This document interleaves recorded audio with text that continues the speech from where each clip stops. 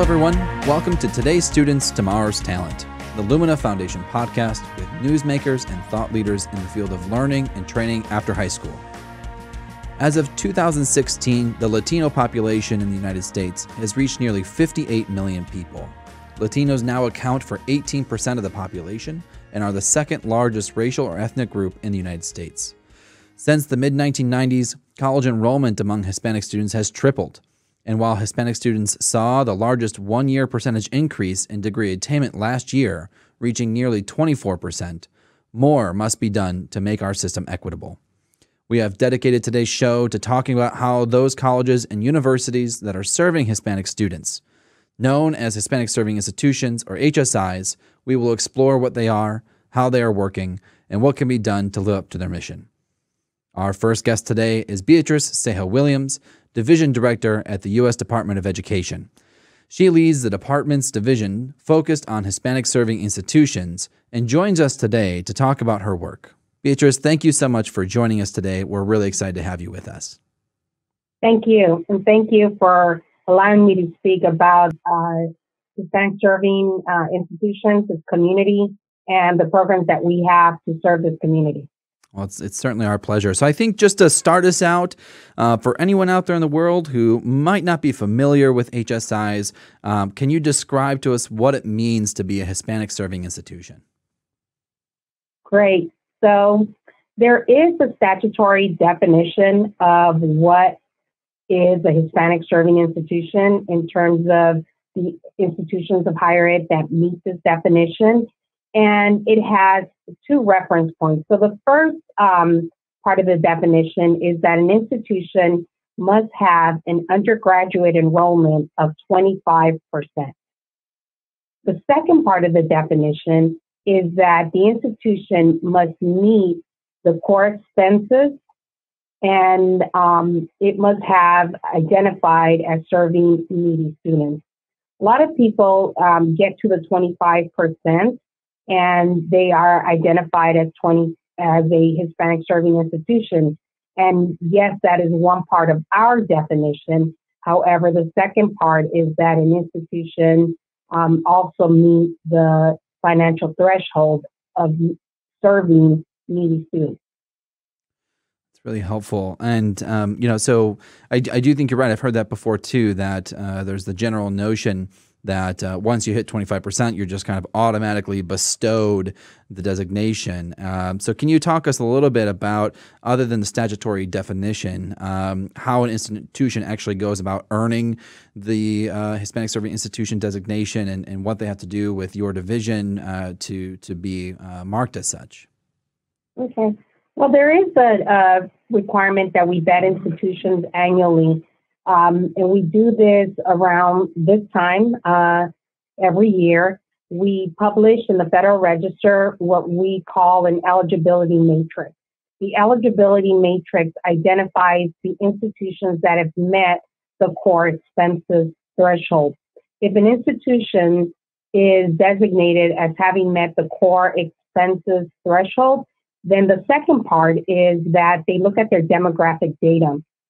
Now, in the eligibility matrix, that matrix uses older data than what we're allowed to use. For this year, we are using 17, 18 enrollment percentages.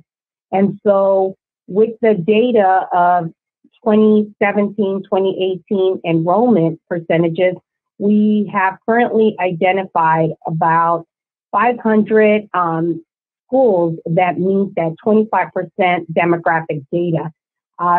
Depending on whether or not these campuses meet that second part of the definition, which is the financial threshold, that's the number where we will land. And those institutions will then be eligible to compete for our programs that require HSI eligibility.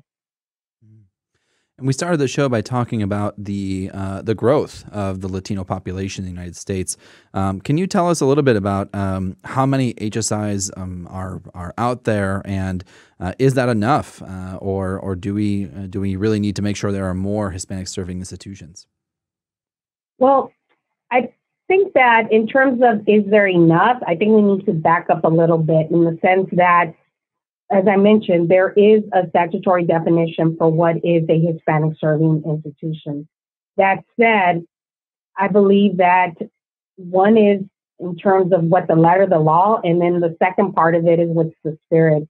And so I ask the institutions, are they in fact serving, and the extent to which they're operationalizing the word serving in terms of meeting the needs of Hispanic and low-income students. And so are there enough? I believe that that any institution, that there's never enough institutions if the institutions are truly serving the needs of the students so that students are able to get to and through certificate and degree completion. It's not enough just to say that you've met the definition of a Hispanic serving institution if and when students do not have a sense of belonging, if there is no leadership that provides the supports necessary for students to get to and through college completion. I really appreciate what you're saying here. That there is there's the letter of the law, and then there's the spirit of it. And I think much of this show is going to be dedicated to those who are out in the field trying to make sure that the spirit of the designation is upheld and supported. From your particular role in the U.S. Department of Education, what do you think the Department of Education's role is in making sure that the spirit is upheld, is in order to serve Latino students? Well, in terms of our programming, I mean, we do provide financial incentives through a competitive process for those institutions that have outlined strategic plans, ways that they will support students throughout their college experience. The programming that we support through this grant program, through either our Title V Part A, which is our Developing Hispanic Serving Institutions program, our Title V Part B, which is our Promoting Post-Baccalaureate Opportunities for Hispanic Students, or our Title III Part F program, which is our STEM and Articulation program. Any one of those programs are a matter of providing financial incentives to institutions that have outlined a plan that will change practice and that to some extent will stress test innovative practices, that will stress test practices, strategies that will enable students to succeed once a student arrives on their campus. And so in that regard, we are providing some financial incentives. We also make sure that institutions share with one another what is working. So we provide a platform for institutions that have received some of this funding to share best practices with one another. And as we kind of look to the horizon, what should be the role of the department moving forward? I'm grateful that you outlined some of the things that are going on currently, but as we look for future opportunity to better serve Latino students, what do you think is on the department's horizon? Well, the real work is done by the practitioners, and I think in terms of our work, we because we do have this bully pulpit, that I think the extent to which we promote strong leadership and we promote evidence-based practices that truly make a difference for Latino and low-income students, I think that that's a role that we can serve in disseminating information, in getting campuses to communicate with one another, in looking for ways that campuses can collaborate so that the success is reached by multiple campuses, not just one.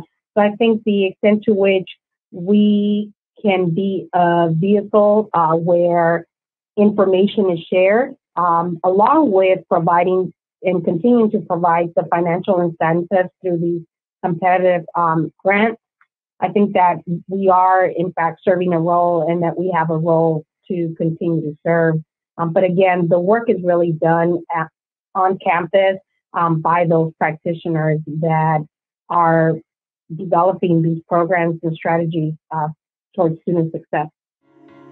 Beatrice, thank you so much for joining us today. I know your time's very valuable, so we appreciate the opportunity to speak with you.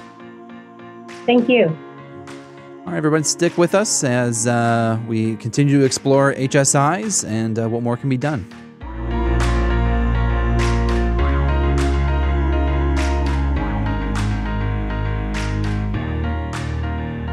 Welcome back, everyone. Our next guest is going to help us explore how well HSIs are working and what more needs to be done. Dr. Gina Garcia, assistant professor at the University of Pittsburgh, studies equity and diversity within higher education with an emphasis on Hispanic-serving institutions. Having written and presented extensively on the topic, Dr. Garcia takes a research and theoretical approach to examining how we serve Latino students. Dr. Garcia, thanks so much for joining us today, and really excited to have you via Zoom today. Thank you. Thank you for having me.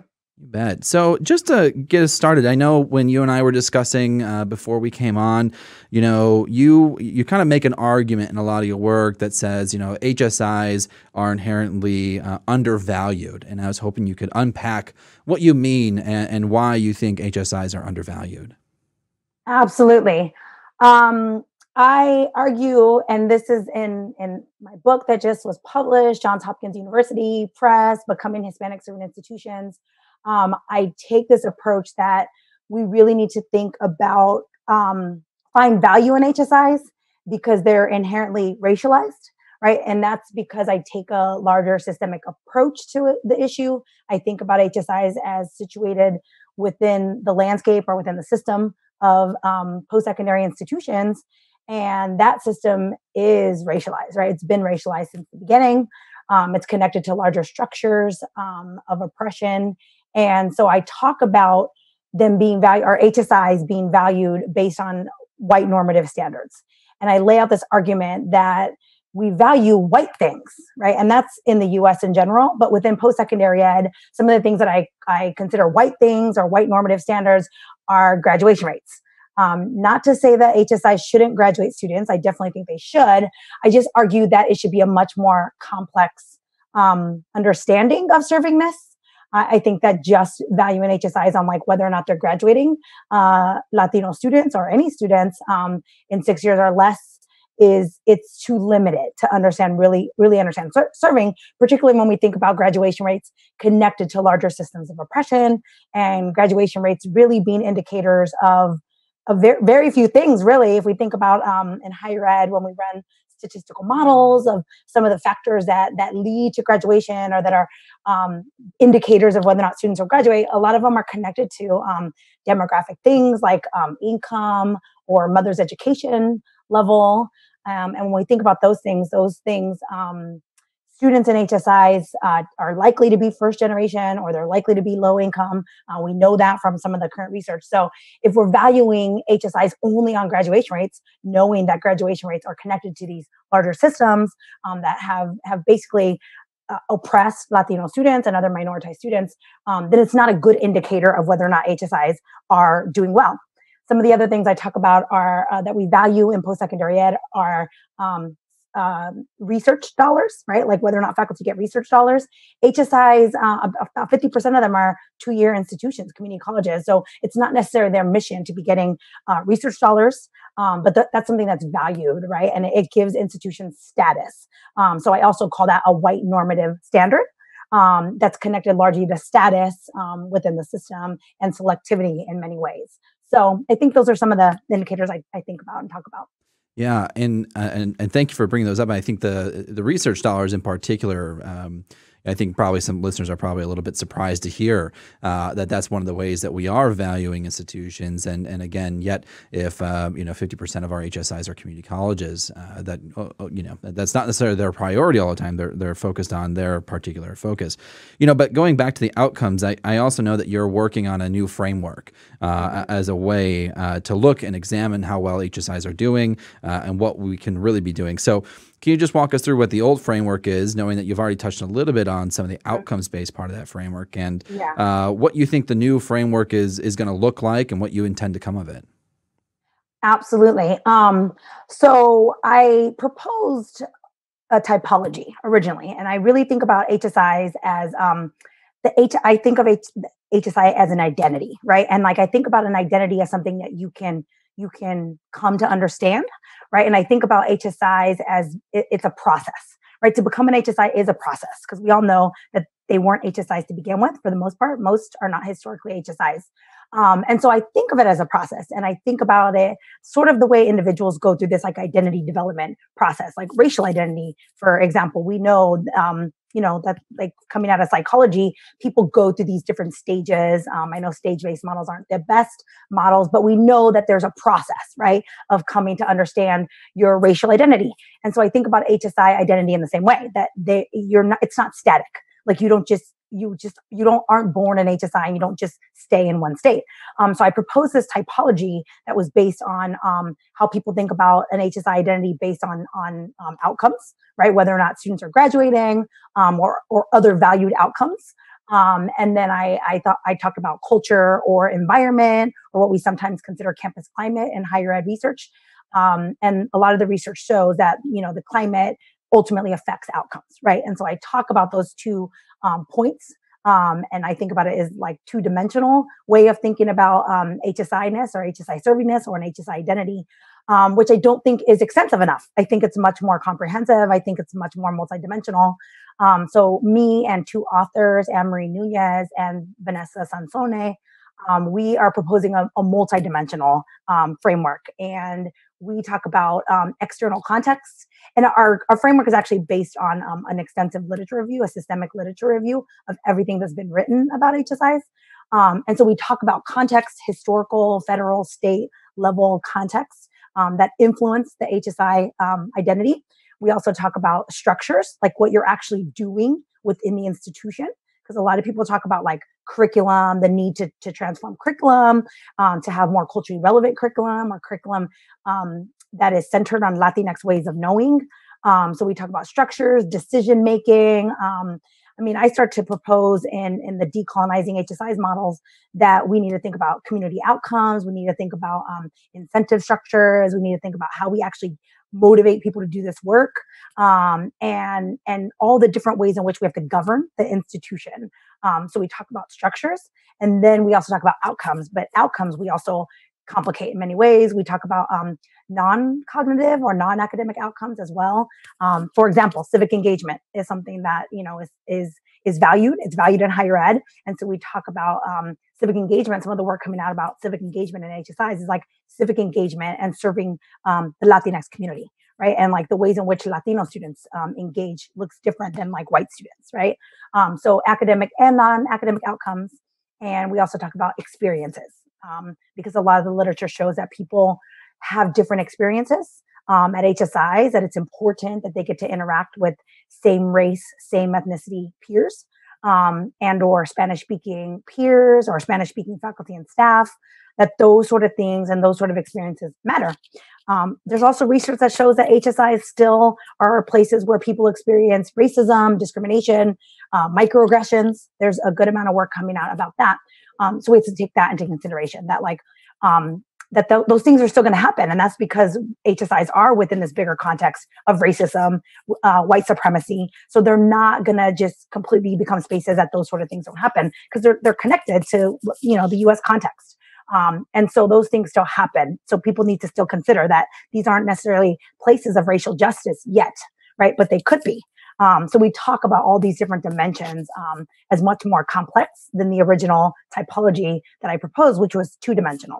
Mm. And I think you're fortunate. We're all fortunate that there's a lot of people out there who share your vision that that these are places that could be about racial justice. And I know you're playing a really critical role in supporting that movement through proposing this, doing this additional research, doing the comprehensive literature review, proposing this new framework with you and your colleagues. And I guess as you think about, hopefully we have some of those folks who are listening right now who are eager to do something and try. How do you suggest that people use your new framework? That's a great question. I think about research as needing to, for HSIs, I mean, I think research always needs to be for practice, particularly education research, right?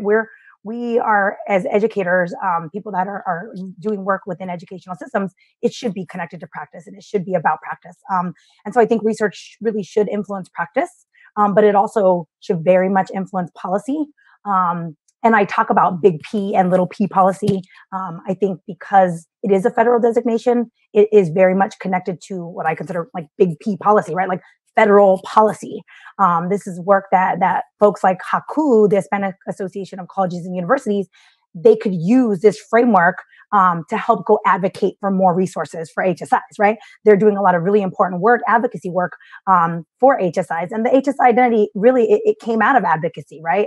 It really is, if you look at the history of the movement towards getting the status, it was very much an advocacy effort, right? People advocating for this designation and for support for HSIs. And so I think that the framework should be used for that, right? So that we can influence policy, right? That we can influence and think more complex ways of measuring effectiveness of HSIs, and to also to continue to stress that we really need to support these institutions with more resources, more funding for them.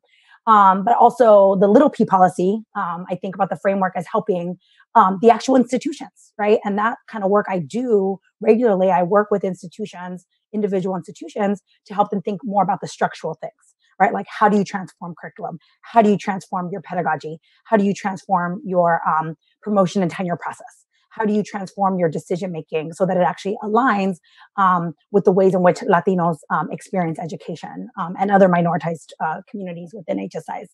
So I think it really should be used for those policy efforts.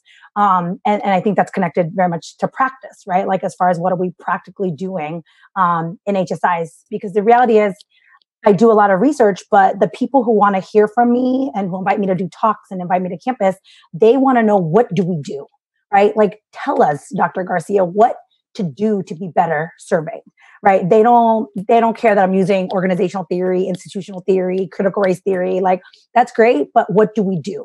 Right. And so I think of the framework as very much being able for institutions to take it and think about all the ways in which they can approach their servingness, right? Like, how do we come to serve students?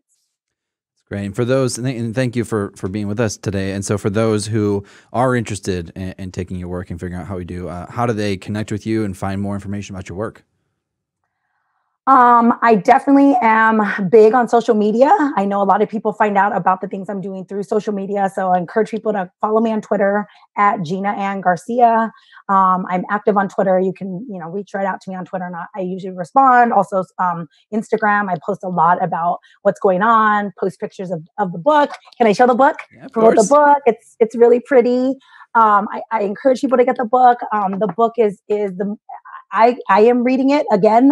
Obviously I wrote it, but just reading it, I really am proposing this complex way of thinking about HSI. So I encourage people to get the book and research. Some of the research I'm doing is available online. I've worked with some more policy advocacy groups to get some of this work out, and hoping to do some more of that work, because I think that research isn't connected to policy and practice always.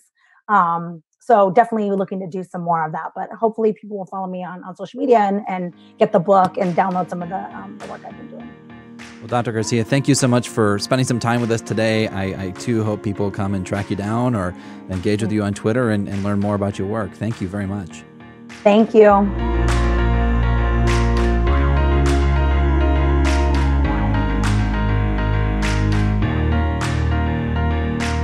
Our next guest today is Debra Santiago, CEO of Excelencia in Education. As co-founder and CEO, Debra leads Excelencia's efforts to accelerate Latino student success in higher education. Debra, thanks so much for coming on the show today. I'm really excited to have the chance to talk with you. Thank you for the invitation. Happy to be here. So I was hoping you can just start us out by telling us about Excelencia, what it is that you do, what you're focused on. Sure. At Excelencia in Education, our mission is to accelerate Latino student success in higher education. And for us, that means being very intentional in the work we're doing. That is not to the exclusion of other students, but we want to start with Latinos and look at issues that might seem intractable in higher education and see if by looking at this young, fast-growing population, we can look at these issues a little bit differently.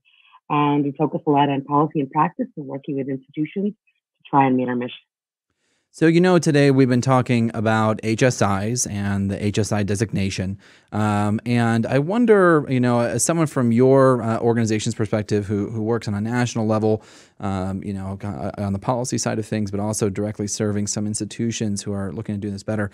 Can you share your thoughts about how we might better support institutions who are trying to serve Latino students better, those who are really trying to emphasize the serving portion of their designation?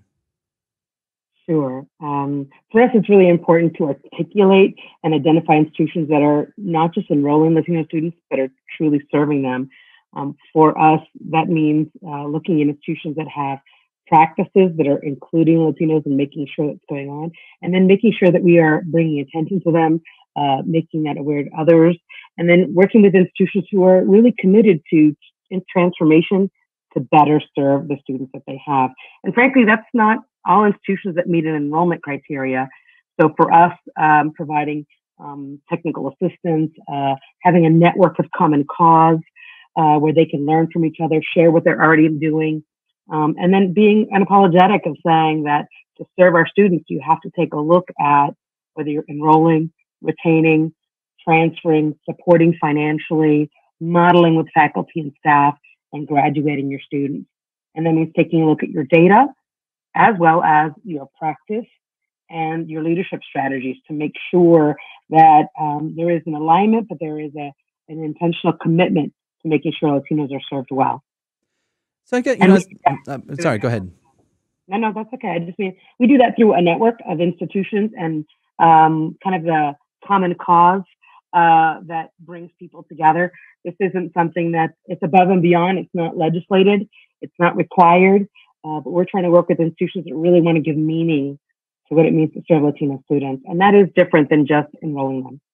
I really appreciate that, and especially where you just landed, because I guess it's not unreasonable to ask the question of, does the HSI designation even matter, right? If it is something that is bestowed on an institution because they've met an enrollment target, and what I'm kind of picking up is that listen, there are some institutions that receive the designation based on enrollment, and then in that pool of HSI designated institutions, there are those who are actually doing well serving Latino students, and others who might just meet the bare minimum standards required by the U.S. Department of Ed in order to receive that designation. And so I guess my question from you is, is the designation even worth it? I mean, is it working? Should we have it? Is there something else we should be having? So I definitely think the designation is of value. Look, enrollment is a necessary precursor to serving. If you can't enroll them, you're not going to serve them.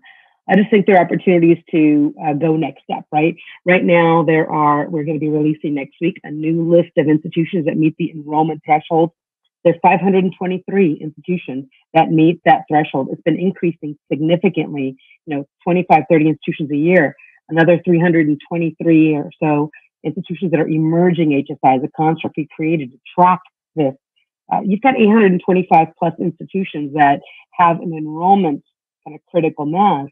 And if that's the only criteria, then you're not going to get to what I think is the reason we're all doing this. And I think the intent behind the creating the HSI as a designation and as a construct, and that is we want more Latino student success. We want more degree completion of Latino students.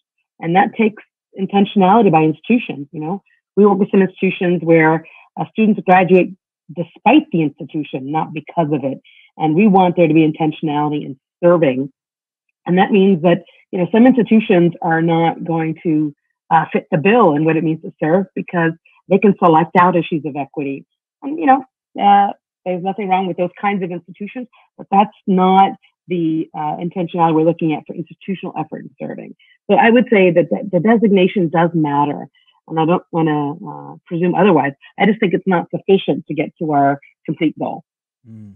I appreciate you leaving flexibility there for those institutions who might not be prioritizing equity. I would say that that they're likely not great institutions if they're not prioritizing equity. But I can say that, and in our role, and I guess going along that, right? I mean, I think one of one of the pieces I'm kind of coming to understand through all the conversations we're having on today's show and with you is that, you know, perhaps there needs to be something more than just the HSI designation. And this is perhaps where, where the limits of a federal designation ends and the field outside of the auspices of government actually picks it up. And I know you've been working on the Seal of Excelencia. That kind of gets to that. And so I was hoping you could share with us today about what is the Seal of Excelencia and what you're hoping comes of it. Sure. Well, first, let me say I completely agree that institutions have to find ways to better focus on equity. Yeah. I think that's hard for institutions that confuse that with diversity. And it's great to have representation, which is diversity, but equity is more. That's meeting students where they're at and making sure that from an institutional perspective, they're helping these students progress to completion. So we're definitely on the same page there. I think we want the community to lead, to push for more standards and expectations of what an institution can do to serve Latinos. So we created the Seal of Excelencia as an approach to that. So it's a voluntary certification system, and it's an approach to look at data, practice, and leadership in such a way that makes sure there is a Latino lens, that we're intentionally focusing on this population as part of the whole, and that we can articulate what the value add is of the institution that's enrolling these students. So again, the step beyond enrollment is that. Now, we're not requiring that it's even 25% undergraduate FTE, which is the legislative definition of a Hispanic serving institution. We want to focus on the serving, all in caps. And that means you might have 22% of your students who are Hispanic, but that you're doing something that's intentional and overt, and you're aligning your data and your practice and your leadership components. And we have a framework. And we've got 100 institutions who signed on to this framework and are willing to put themselves forward as trying to do more for Latino students. And for us, that is key, right? So, equity is not an outcome. Equity is kind of a way of life. And we're looking for institutions that are committing to this kind of work on an ongoing basis, not a one and done, not an initiative, not a one-time deal. And that means these are trendsetters that are trying to push the envelope and putting students first. That's what we hope can be transformative in the field as the Latino population grows, as our representation in higher ed grows, as our successes continue to grow. We don't just want to increase success. We want everybody to increase, but you have to accelerate Latino student success if you're going to close gaps in equity, right? And so that's what we think the Seal of Excellence can do, because one thing is to legislate it and to try and compel and force it with sticks or carrots. The other is to say, we are a community of common cause. We are learning and sharing with each other. And we're vying for this because it ties to our values as an institution and our commitment. And I guess the last thing I'd say is that, for the Seal of Excelencia, when we ask institutions to talk about being an HSI, often they tell us their individual story, and that's great and powerful. And each institution has its own unique story. We're looking for the Seal to find a way to show what are the common threads of what it means to serve Latino students. And in some ways, it goes beyond the individual unique story of an institution and sets a framework for what other institutions can be doing as they commit to these kinds of students. And that's really important. It takes a lot of self-examination as an institution, and it means you've got to invest time, effort, resources to make sure this population is served well amongst all. One of the reasons I was really excited to talk with you is someone who's in your position who can see across the field, I think has a really unique perspective, not only on where we're at, but where we could be going. And I was hoping, I know we're in our final minutes here, that you could kind of paint a picture of what you think the future looks like, not only for your own organization, but, for the world of Hispanic serving institutions. Sure. Well, that's always a gift. Thank you to be able to dream and see what's possible. Frankly, that's one of the reasons we created the Seal. With it's a two-step process. So we've got the Seal as a way of having institutions step up and be trendsetters for others. And I do think that setting a standard that institutions can embrace and own creates a wave of others who want to do the same. And we're seeing, given the growth of the Latino population, we're the main fastest growing population overall. Asian Pacific Islanders are close. But the reality is that institutions can do more. Some of them out of necessity because they have to hit their enrollment numbers. The other is because it's core to values. Those that are value driven are the ones we're focused on. I would like to see, and I'm going to say that I think that in the next 5 years, we are going to see a critical mass of institutions that are committed to cause, are vying for the seal, are showing what it really takes to serve students at scale, Latino students specifically, and that their efforts, their practices, their strategies, their investments are going to perpetuate. And that means that more students are going to be graduating overall, all students, because this is not an either or, but that we're going to see Latino students succeeding, and we're going to see significant closures of those equity gaps. And that really matters because we have to make sure that we meet our national goals of degree completion. More importantly, that we educate our citizenry and provide opportunities for every single person in this country. And I do think if we don't believe that, if we're not pushing and striving perpetually to that as individual organizations like Excelencia, foundations like Lumina, as institutions who are part of this effort, then I think we're doing a disservice to what's possible and the opportunities, but also to what we're capable of doing as a community of common cause. Well, thank you. I think we should leave it right there. Deborah Santiago, CEO and co-founder of Excelencia in Education, thank you so much for joining us today and sharing some of your thoughts with us. Thank you so much. I appreciate being with you. We'll talk to you soon. My thanks today to our guests for helping us understand what is behind and what is possible for the Hispanic Serving Institution designation. And thank you for joining us for this episode of Today's Students, Tomorrow's Talent. If you have a comment or an idea for a future show, reach us at luminafoundation.org or reach me on Twitter at Dakota Palicki. See you soon.